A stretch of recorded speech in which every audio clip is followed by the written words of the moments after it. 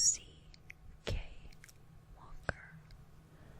Part 3. Do you think she blames herself? I don't know, man. Probably. I stretched out on the reclined seat of my Chevy and pulled the bill out of my hat lower over my eyes. But do you think she's okay? I didn't answer him.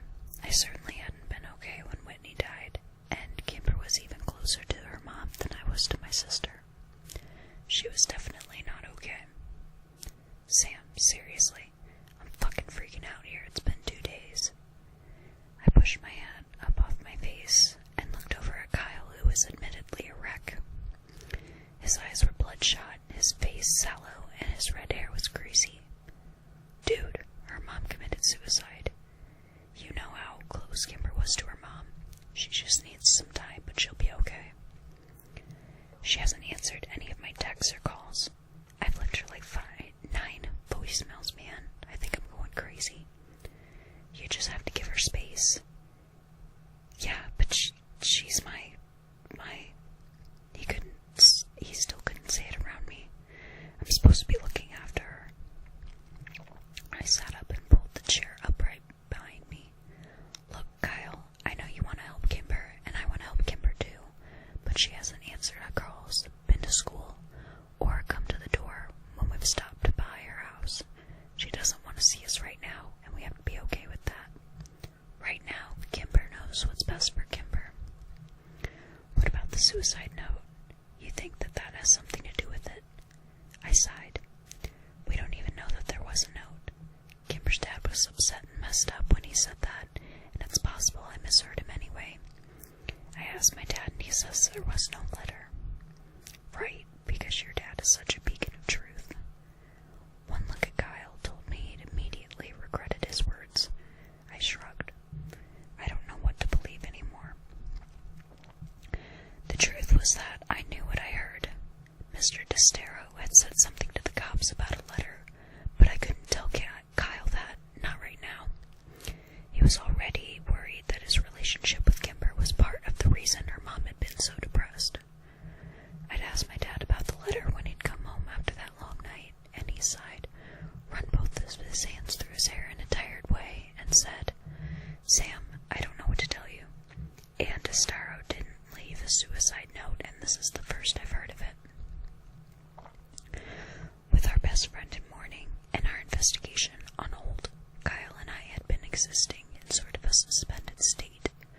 We went to school intermittently, skipping classes here and there, missing end-of-year tests, and smoking more weed than either of us could afford. Without Kimber there to set us straight and keep us in line, we were lethargic, brooding, and irresponsible. I never realized how much I relied on her. Kyle and I skipped the last 2 periods of the day and debated on whether we should even go to school tomorrow, which was our last day of sophomore year. We finally decided to show up for second period, which I was glad we did because Kimber showed up in biology. I didn't even see her at first. I had my head down on my desk, resting on folded arms when I felt a meek hand pat my shoulder. I turned around to see her standing there, looking unsure and uncomfortable. I gave her half a smile and pulled her into a hug, but it wasn't a super comforting, not at all awkward Kimber hug. It was a longer, weaker hug, and I felt so protective in it that I was sad when it was over. How are you doing, Kay? I asked her when she finally released me.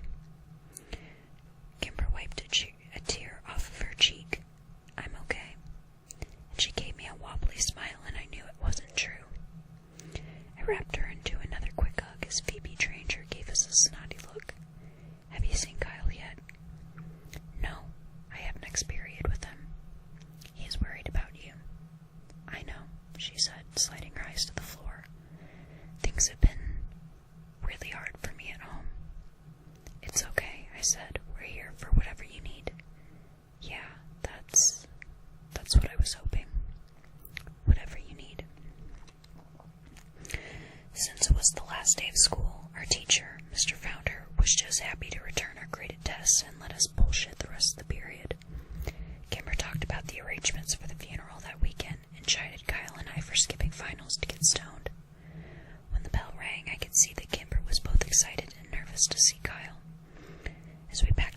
relax, I assured her that Kyle wasn't mad. He was just worried about her.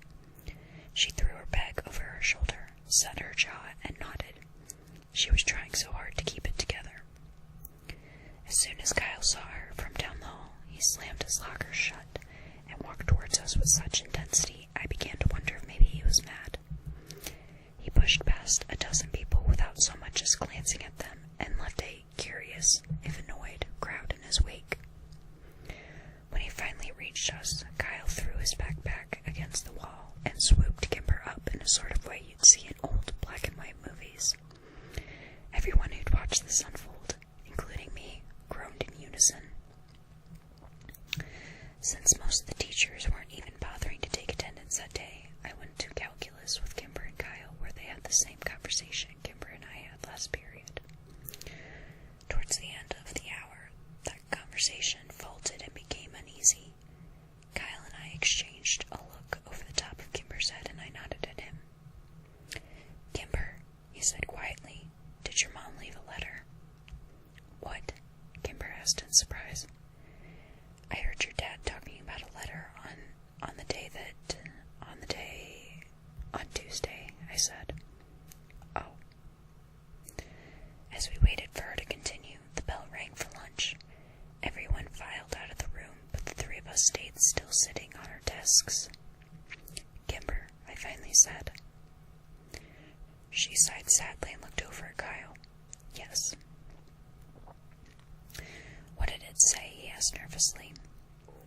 "I don't know. I haven't seen it. I asked my dad for it when we got home, and he said I'd misheard him and there was no letter. He said not to mention it to anyone else or I'd just upset people." "Well, then we both misheard him," I said, "which seems unlikely. I've known my dad all my life, and I know when he's lying." People started to filter in for the next period, sliding sympathetic glances at Kimber. Since it was our lunch period, we gathered up our things and walked out to my car as we always did. I sat in the back seat, letting Kyle and Kimber take the front. Kimber took a deep breath and continued, "I know my dad is lying, and I know he has the letter." "Are you sure?" Kyle asked. I could tell he was still terrified that some of the blame rested on him. "Yeah, and I know it contains the name Prescott. I think I even know where it is." Prescott. Yet somehow I wasn't that surprised. He was the axis around which everything that was bad orbited. "How do you know it says Prescott?" Kyle asked. "I heard my dad reading it once. I think he reads it a lot, actually. He was sort of sobbing and whispering words and throwing things in his office. My dad, he hasn't been well." "Do you think she was having an affair with Jimmy Prescott?" I shook my head. "I'm guessing you need to think better than that, Kyle." "I agree," Kimber said, to her hands in her lap. "With everything we know about the Prescotts, I'm fairly sure this isn't about an affair. It's all connected somehow, don't you think? My dad was the love of my mom's life, but she only left a letter for me. I think that somehow I'm the one she wronged, not him. You know, I think she did something to me, or maybe she did it because of me." Kimber's voice broke over the last sentence, and Kyle pulled her over, kissed the top of her head, and whispered words to her that I couldn't hear. "So we need to get the letter," I said, after giving them a minute. "Yes, I really need to read it." Kimber's voice was still wobbly. "How do we get it?" I asked. "If it's in the office, we just need to wait until her dad isn't home," Kyle said as he looked out the window. "You don't think I hadn't thought of that?" Kimber sighed. "He never leaves his office, not since we got home from the hospital. He sleeps in there." "So we need to get him out." "No, we need to get me in. Tomorrow is my mom's funeral, and half of Trisking will be there, including my dad, of course. I need to leave without him noticing and run home so I can go through the office." "Okay, that's easy," I said. "Without my dad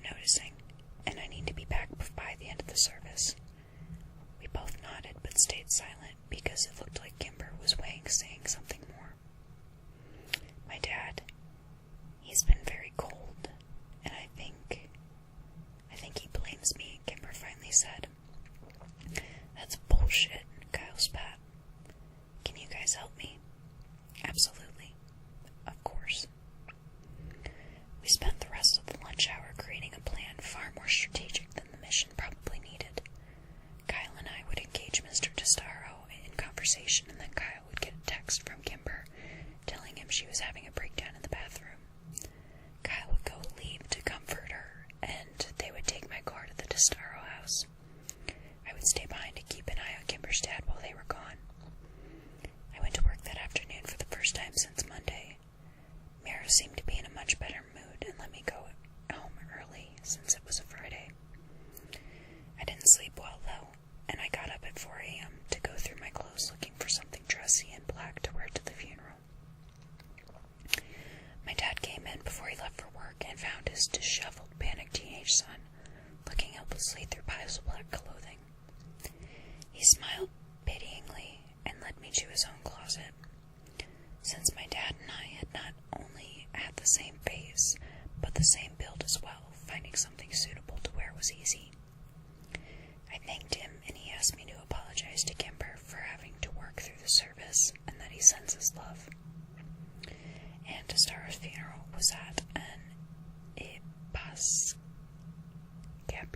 church, my apologies, on the other side of town. I picked Kyle up at 9 and saw he was also wearing a suit of his dad's, though it didn't fit nearly as well, and he was constantly pulling at the sleeves and readjusting the waistline. Unfortunately for Kyle, he was much smaller than his dad. We parked as far away from the church as possible, where we hoped no one would notice a car leaving. When we went inside the church, we saw that Kimber wouldn't have to do much acting to convince people she was having a breakdown. We found her at the back of the room, tucked into a chair in a puddle of curly orange hair and tears. Kyle sat down next to her and pulled her into a hug.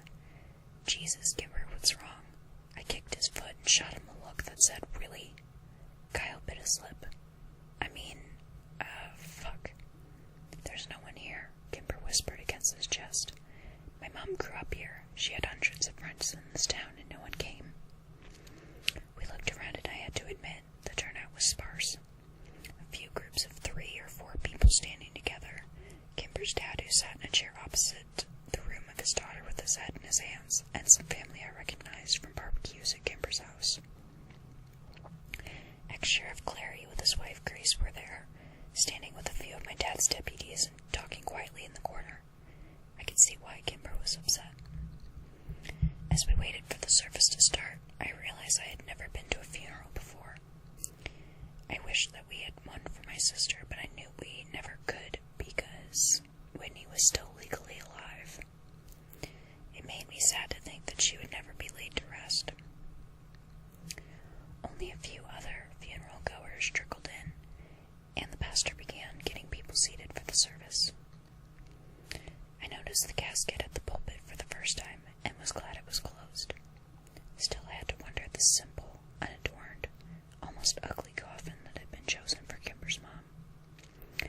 I knew the Testaros had money, quite a lot of it actually. It was an interesting, almost insulting choice. Poor Kimber. Kyle and I stood Kimber up and started over to the pews, but she stopped abruptly. I'm ready, she said. I brushed the hair away from her wet face. Ready to leave. I can't be in here anymore. It's a disgrace to my mother. Kimber raised her head a notch and set her jaw. I knew this look, and it meant that there would be no reasoning with her. Kyle and I looked at each other. This wasn't the plan. It'd be a lot more obvious if Kimber was missing out from the service, especially with the low turnout. You guys go over and say what we rehearsed to my dad. Kyle, I will text you in 30 seconds. Go. Kyle nodded and started over, and I knew we weren't arguing. Mr. Testaro was finally standing, looking over at the front pew reserved for him and his daughter with hesitation. Mr. Testaro, I said as we approached, I'm very sorry to hear about your wife. She was... Shit, I'd forgotten my lines. A great woman who raised a wonderful daughter, Kyle finished. Yeah, he's bad. Do great women commit suicide, leaving their wonderful daughters alone in the world? Shit. Do great women jump off buildings and make spectacles of themselves, and leave their families to deal with the publicity and the grief? Kyle's phone chirped. Thank God. Oh, that's Kimber, Kyle said a little too fast.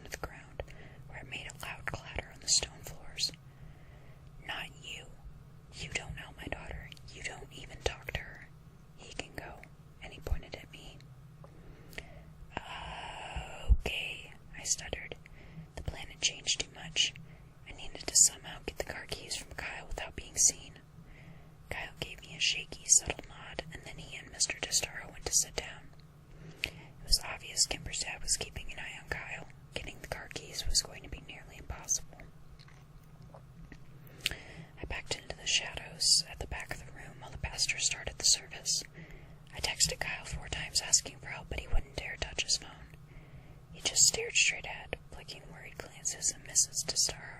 and Mr. Testaro every few seconds. After several minutes, I went to find Kimber to see what she wanted to do, but she wasn't in our meeting spot by the back door. The plan was falling apart. I pulled out my phone and sent her a text. Me, where are you? Me, Kyle is next to your dad and I can't get the keys from him. I waited in the hallway, tapping my phone against my hand nervously.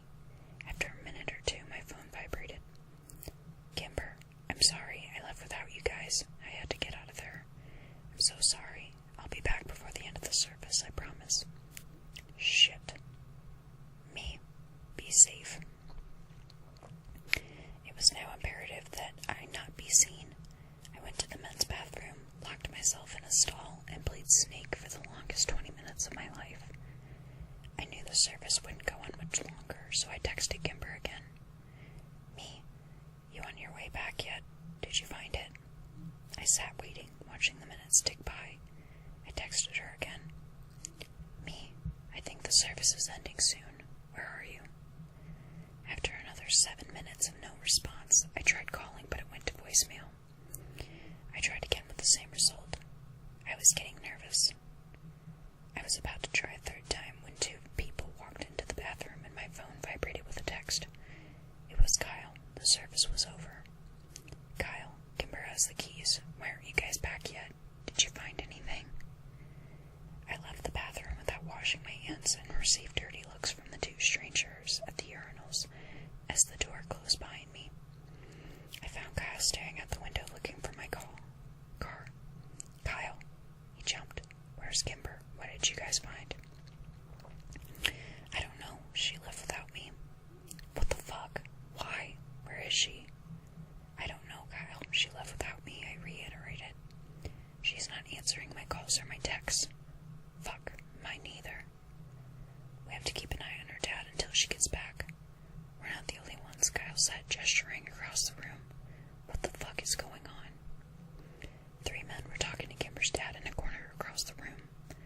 Chief among them was Killian Clary, who was flanked by his 2 former deputies. Dresking's retired sheriff had his hand on Mr. Testaro's arm and was speaking to him in an angry, hushed tone. Kimber's dad was shaking his head and desperately objecting to something. The 2 deputies walked out of the front door of the church, and Mr. Testaro sagged against Killian Clary, who sat him in a nearby chair. Something was happening. Call Kimber. Now, Kyle said. I tried again, and this time the call rang twice and was sent to voicemail. I ended the call and threw up my hands, looking desperately at Kyle. Again, he said, and took out his own phone. I got the same result, but felt a jolt of relief, when someone answered Kyle's call. But it wasn't Kimber. Phil, what part of town you in? I need a ride. It's an emergency. I waited. Yeah, man, I'm at Northridge Church. As fast as you can. I'm with Sam. I'll owe you. Kyle hung up and then immediately tried Kimber's phone. She's sending me to voicemail too.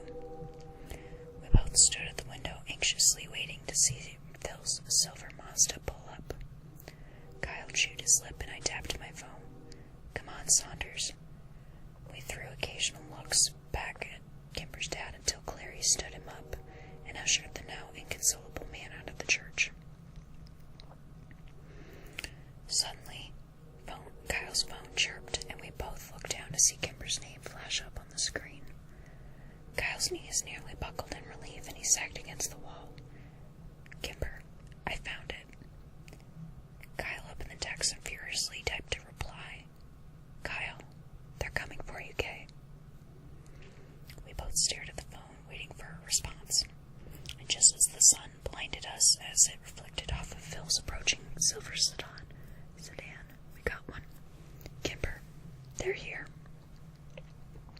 It was the last message we got from Kimber. When Phil dropped us off at the Testaro house, we found the front door unlocked and no one home. My car was sitting in the driveway, unlocked with the keys in the ignition. Kyle and I drove back to the church, but the funeral was over and the few people that it had attended were already gone. Kimber's house again, but it was just as we'd left it. No one was home. Kyle had lost it by this time. It was an absolute wreck. He called her so many times I was sure he killed her battery. His calls went straight to voicemail and his texts were unanswered. After a half hour of begging from Kyle, I finally called my dad. He answered immediately. "Sammy, what's wrong?" "It's Kimber. She's gone, Dad. We looked everywhere, but her and her dad are missing. She left the funeral early, and Gilly and Clary was talking to her dad, and then Samson and Greg left, and I think they went to her house and they got her dad. I think they're still working for Clary on the side or something, and I think they're doing something bad. Whoa, slow down. Come by the station, let's talk. I'll take a statement from you boys, and I'll send a couple officers over to investigate the house right now. Just calm down, Sam, while I handle this." I hung up and threw my car violently into reverse, jerking the wheel to the left as I hit the end of the driveway. Sam, how do we know we can trust the cops?" "I'm not trusting the cops. I'm trusting my dad," I said, my words sounding hopeless, even to me. I turned into the sheriff's office, and Kyle was out of the car as soon as I slowed down enough to park. By the time I got inside, my dad had Kyle by the shoulders and was nodding solemnly at everything Kyle was telling him. When my dad saw me, he motioned for an officer to take us to his office. After a few minutes, he came in and sat down across the desk from us. "All right, boys, I'm going to have Officer Ramirez come in a few minutes and take a statement from you both. I want you to know at this point it looks like the Testaros left town voluntarily." No way, Mr. Walker. Kimber would never." My dad held up his hand for silence. "Let me rephrase. Jacob Testaro left town voluntarily. Kimber is a minor and has no legal rights here. If her dad said they're leaving, then they're leaving." "But she's not answering her phone, and we went to that house, Dad. Nothing was packed. Maybe they're just getting away for a while, maybe going to a relative's. I can't theorize as to why she wouldn't answer her phone, other than maybe she wants to be left alone for a while." Kyle was exasperated. "But, look, I know it's hard for you to understand, but losing a family member takes a toll on a person. Sam, you know that. We don't know how many people are going to grieve. We don't know how people are going to grieve, and we don't have a right to. I think it's very likely that Kimber will be back by the fall for school." "The fall? Sheriff Walker, that's 2 months away, and you need to investigate now." "Kyle, I know you're upset, and no one said we're not going to investigate thoroughly. Like you investigated Whitney's disappearance thoroughly." I spat, and I didn't regret the words. "Sam," he snapped, with more force than I'd ever heard him use, "I am tired of listening to you insinuate that I didn't do everything I could to find Whitney. I love your sister more than you can imagine. She's my daughter, Sammy, and I will never give her up." "And what about the deputies that left the funeral to go after her?" Kyle interrupted. My dad raised an eyebrow at me. "Samson and Greg," I ground out through clenched teeth. He sighed. "Boys, Samson and Greg left the funeral because I sent them out on a call." I stood up violently, knocking over my chair in the process. "Oh, come on, Dad. All right, that's enough." The sheriff slammed his hands on the desk and stood up. "I told you I would tell you what I know, and I have. I understand your friend is important to you, and God damn it, the Testaros are friends of mine too. I promise you that I will use the full extent of my resources to track them down and put your minds at ease, but until then all I can offer you is the assurance that there is no sign of foul play here. You boys need to get off the warpath and let us handle this. Now Ramirez is waiting in the hall to take your statements, and then both of you are going home. Understood?" I said nothing and glared at my dad, seething with rage. Kyle stood up and walked out of the room with no emotion whatsoever. He walked past Ramirez, and I followed him out to the car. We got in, and I waited for Kyle to say something. I heard a loud sniffle, and I looked over to see his face slick with tears. It's the first time I'd ever seen Kyle cry, but not the last. "He's lying," he whispered. I just shook my head. I didn't know what to believe. Kyle turned his face away from me. "I know he's lying. Something bad has happened, and he's lying about it." What more sniffling as Kyle tried to collect himself. Dude, fucking talk to me. What do you think happened? Kimber's gone like all the others. So she's at the place where bad things happen. I punched the steering wheel. How the fuck had this happened? Not Kimber. Please not Kimber. Was this all because of me? Had her mom killed herself because of something I'd done? Something we'd found out? Was Kimber taken because of me? If I thought for 1 minute that was true, I knew I would crack into tiny pieces. No, not Kimber. No. Yes, Sam, fucking think about it, Kyle yelled at me.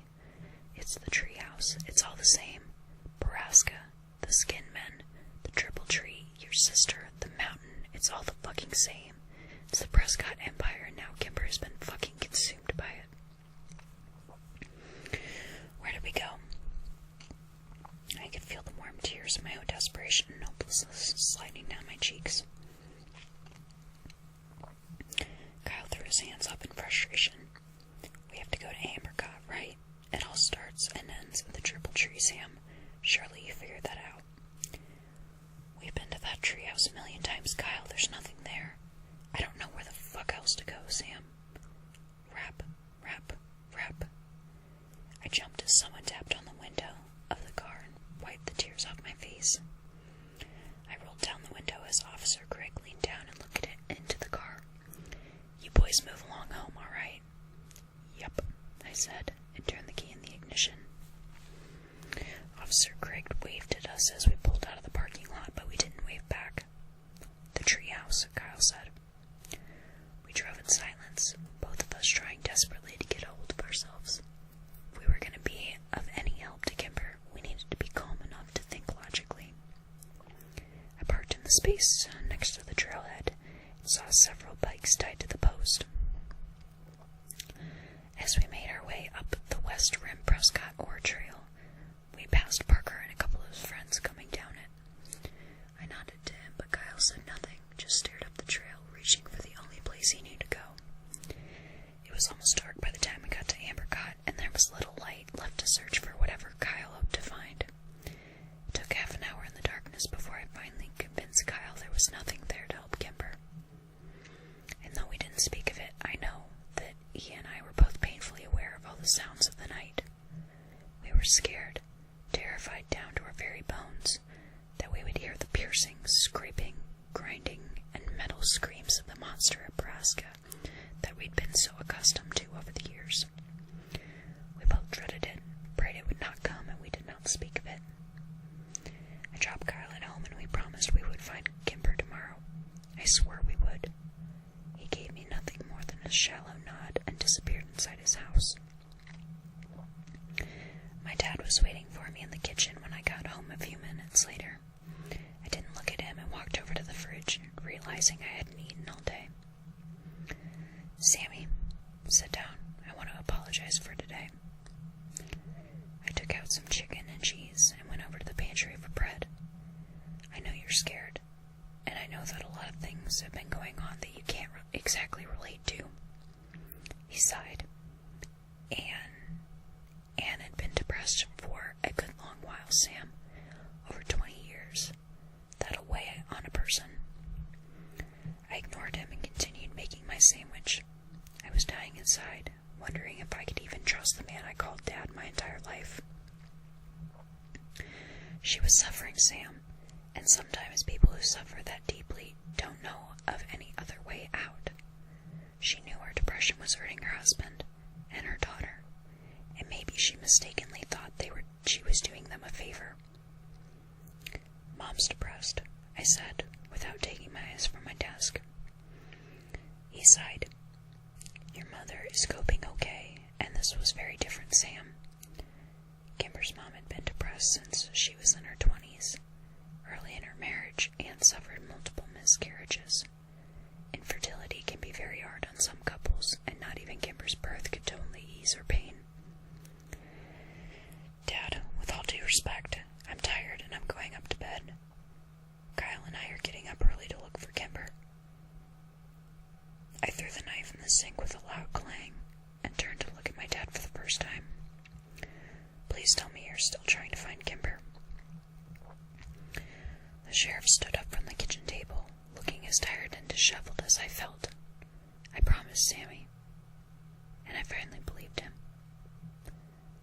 The next morning, when I pulled up to Kyle's house, Parker came out to meet me.